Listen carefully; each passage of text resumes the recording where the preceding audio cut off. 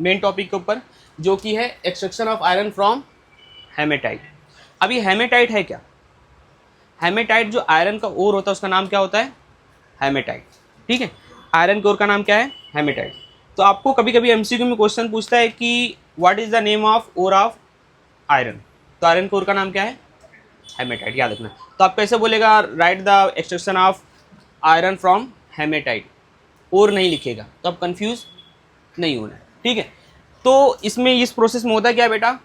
It is the process of extracting iron from their ores, उसके ores में से जो हम लोग आयराइड में से आयरन को निकाल रहे हैं। ठीक, एक्सट्रैक्शन मतलब पता है ना आप लोग को, चीज़ों को अलग करना। ठीक है, तो सबसे पहले बेटा आयरन का ओर क्या होता है? Fe2O3 होता है, याद रखना। ठीक है, और इसका कॉन्सेंट्रेशन क्या होता है, मतलब उसके अंदर अगर हम ओर के साथ भी देखेंगे एक्स्ट्रा इम्प्योरिटी क्या क्या होता है बेटा, तो एक होता है Fe2O3, एक होता है सिलिका डाइऑक्साइड, एक होता है एल्यूमिनियम ट्राईऑक्साइड और फॉस्फेट्स। ये चार चीज़ें हैं आपके पास। अब इन्हीं चार चीज़ों को आपको क्या करना है?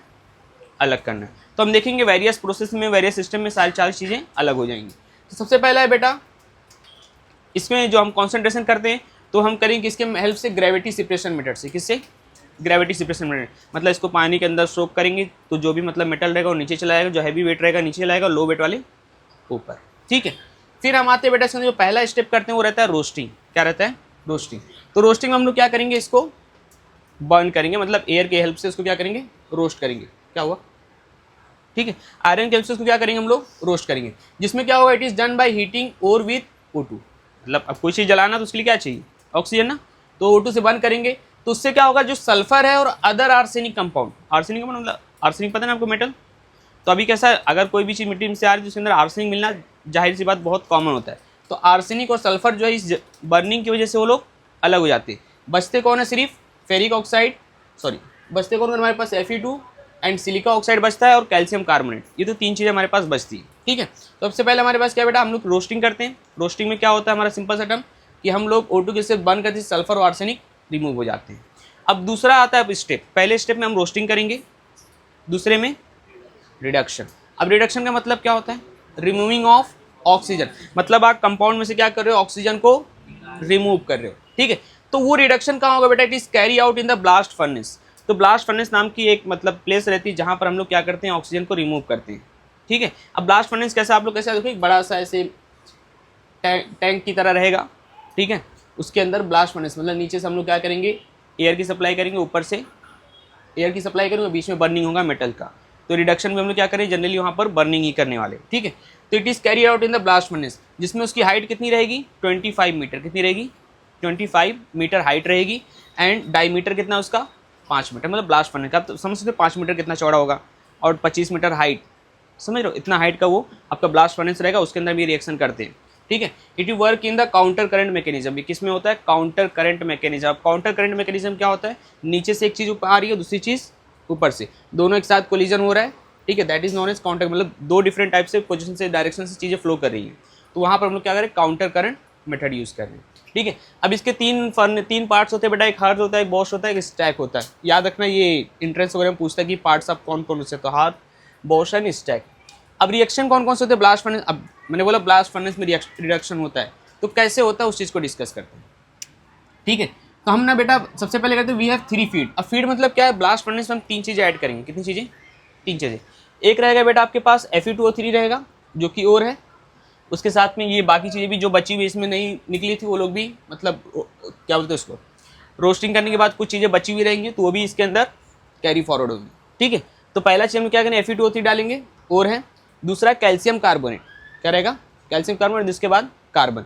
ये तीनों चीज़ों को हम लोग क्या करने वाले इसके अंदर ऐड करेंगे। ठीक है, तो देखो अब इसका ओवरऑल रिएक्शन क्या होता है। तो आपका Fe2O3 है, तो अब ये कार्बन मोनोऑक्साइड है। क्या है? कार्बन मोनोऑक्साइड है। इस Fe2O3 को रिड्यूस करेगा तो देखो इसके अभी कैसा था? Fe2 के साथ 3 ऑक्सीजन थे, अभी कितने हो गए? 4 हो गए। ठीक है, तो अभी क्या होगा? फिर उसके बाद इसको और रिड्यूस करेंगे तो Fe2O2 होगा, और फिर उसके बाद कार्बन मोनोऑक्साइड मिल करके इससे क्या करेगा बेटा? CO2 बना देगा, और यहाँ पर एक्स्ट्रा हमको क्या मिल जाएगा? आयरन मिल जाएगा। मतलब देखो ये 2Fe2 है। ठीक है, कार्बन मोनोऑक्साइड आएगा, इसके ऑक्सीजन को कंज्यूम कर लेगा। ठीक है, ऑक्सीजन कंज्यूम करते हैं, आपको क्या मिला? फेरिक, जो आपको आयरन चाहिए था दैट इज सेपरेट हो गया। ठीक है, नेक्स्ट देखो ये ओवरऑल रिएक्शन है। अब आते हैं क्या कैसे कैसे रिएक्शन पूरा कैरी आउट होता है। तो अब मेन थिंग हमको जो ब्लास्ट फर्नेस रहता है वो हमको क्या चीज़ प्रोवाइड करता है? Carbon monoxide. क्या प्रोवाइड करता है? Carbon monoxide. अब carbon monoxide is a reducing agent. कौन सा एजेंट है? यहाँ पर रिड्यूसिंग एजेंट है जो क्या करेगा, रिडक्शन करेगा किसका, Fe2O3 का। कौन, कार्बन मोनोऑक्साइड। तो कभी भी क्वेश्चन पूछता है कि कार्बन मोनोऑक्साइड को रिड्यूस करने का काम कौन करता है, तो देखो ध्यान देना। सबसे पहले जो इसमें ब्लास्ट फर्नेस के अंदर कुछ जोन वाइज हम सिलेक्शन करते हैं रिएक्शन का। सबसे पहले था जोन ऑफ कंबस्टन, जिसमें हम लोग क्या करेंगे, ये अपना ब्लास्ट फर्नेस है ना, यहाँ से हम ऑक्सीजन ऐड करेंगे ऑक्सीजन। आप देखें ना बेटा, फीड में हम लोग क्या क्या ऐड करें, कार्बन ऐड करें, ऊपर से क्या आएगा, कार्बन।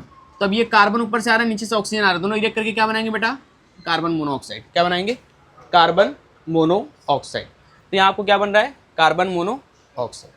ठीक है, अब ये कार्बन मोनोऑक्साइड क्या करेगा, ऊपर से आपने Fe2O3 भी ऐड किया है ना, Fe2O3 भी ऐड किया है, तो ये उससे रिएक्ट करेगा और इसको किसमें कन्वर्ट कर देगा, Fe2O4 में। किसमें, Fe2O4 में। तो देखो यहाँ पर क्या दिख रहा है, आपको दो कंपाउंड दिख रहे हैं ना, देखो क्या हो रहा है यहाँ पर, यहाँ भी, हाँ ठीक है, देखो ये क्या था, Fe2O3 था, अभी क्या हो गया, O4 हो गया। तो मतलब एक आयरन के साथ कितने ऑक्सीजन है, 2 ऑक्सीजन है।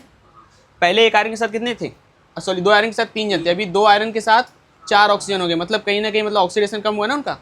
ठीक है, तो दैट इज द Fe2O4 हो गया। तो अब देखो ये Fe2O4 है, तो हम इसको ऐसे लिख सकते हैं ना, 2FeO2। ठीक है, 2FeO2 लिख सकता हूँ इसको मैं। ठीक है, अब इसको क्या करूँगा, ये जो यहाँ पर प्रोड्यूस हुआ, पहले तो ये कार्बन मोनोऑक्साइड इसको रिड्यूस करेगा, और कभी कभी जो कार्बन हम ऐड करें ना, कार्बन भी क्या करेगा, इसको रिड्यूस कर सकता है। तो 3 कार्बन मिलकर Fe बनाएगा और 3 कार्बन मोनोऑक्साइड बनाएगा। ठीक है, फिर उसके बाद है स्लैग फॉर्मेशन। तो अब यहाँ देखो हमको आयरन मिल गया है ना, बट ये जो आयरन मिला है बेटा, अभी हमको इसके अंदर से हमने ये सिलिका ऑक्साइड को रिमूव नहीं किया है।